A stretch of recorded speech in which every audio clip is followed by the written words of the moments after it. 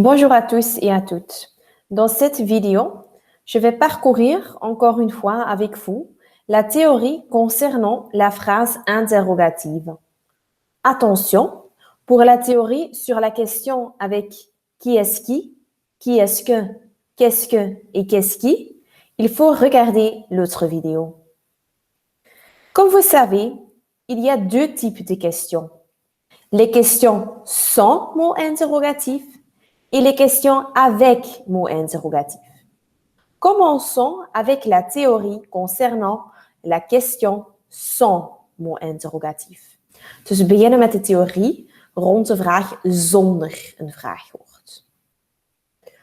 En français, on peut poser la même question de trois manières différentes.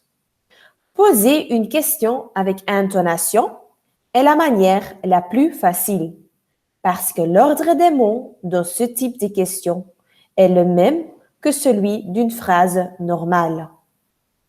On commence avec le sujet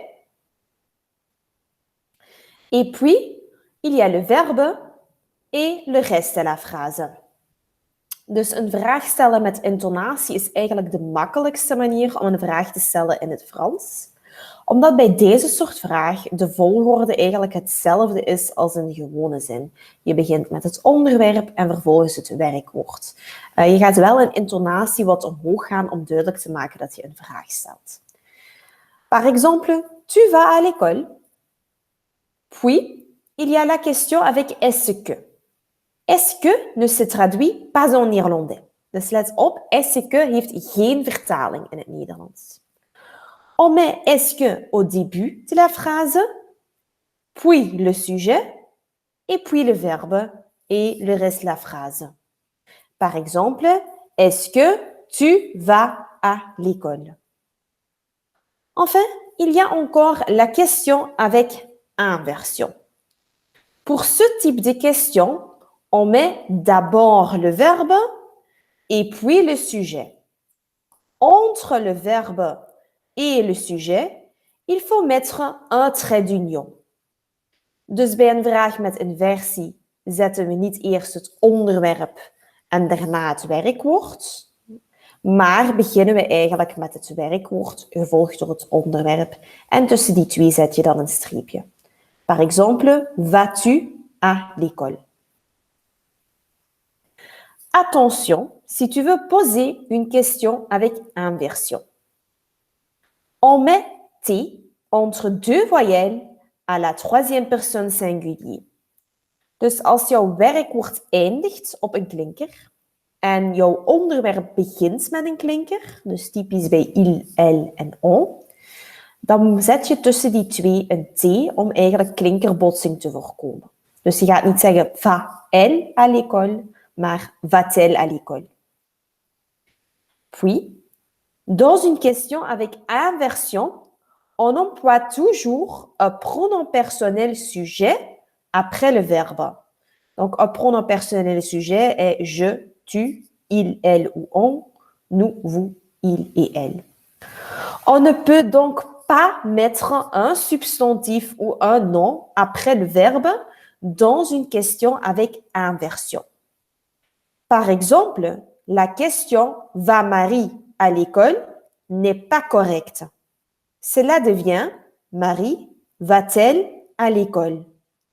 Si tu veux préciser le sujet, tu peux donc mettre le sujet au début de la phrase, mais après le verbe, on met toujours un pronom personnel sujet.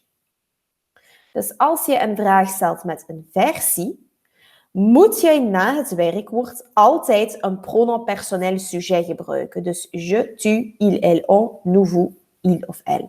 Je mag dus na dat werkwoord niet zomaar eender welk onderwerp plaatsen. Dus een gewoon substantief of een eigen naam mag niet. Wil je nu toch het onderwerp duidelijk maken, omdat dat nodig is naar gelang de context, dan kan dat, maar dan zet je het onderwerp op het begin van de zin en vervolgens herhaal je dus na je werkwoord het onderwerp, maar dan aan de hand van een pronom personnel sujet. Parlons maintenant de la phrase interrogative avec mot interrogatif. Pour poser une telle question, tu as besoin d'un mot interrogatif. Dus dan heb je eigenlijk een vraagwoord nodig. Donc, étudier cette liste des mots interrogatifs avec leur traduction. C'est très important pour poser une question avec un mot interrogatif. Alors, où est-ce qu'il faut mettre ces mots interrogatifs dans une question? Commençons avec la question avec intonation. Dans la question avec intonation, on met le mot interrogatif à la fin de la phrase. Par exemple, elle part quand. Dans une phrase avec est-ce que, on met le mot interrogatif au début de la phrase. Par exemple, quand est-ce qu'elle part? Dans une phrase avec inversion, on met le mot interrogatif aussi au début de la phrase. Par exemple, quand part-elle? Dus als je een vraag gaat stellen met een vraagwoord, zorg dan dat je goed weet waar dat vraagwoord moet staan. Bij een vraag met intonatie komt het achteraan. Bij de vragen met est-ce en inversie komt het vooraan. Dat is een kwestie van studeren. Attention, il y a 3 manières de poser la question what en français. Dans une question avec intonation, on utilise quoi? Par exemple, tu fais quoi?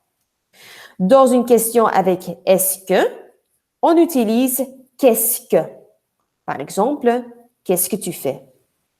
Dans une question avec inversion, on utilise que. Par exemple, que fais-tu? Dus let daarmee op dat het vraagwoord what verschillende vormen heeft in een zin of in een vraag, naar gelang het soort vraag dat je gebruikt. Dus quoi bij intonatie, qu'est-ce que met est-ce que en que bij inversie. Et voilà la théorie. Je vous souhaite bonne chance avec les exercices et n'hésitez pas à me poser des questions si vous avez des questions. Voilà.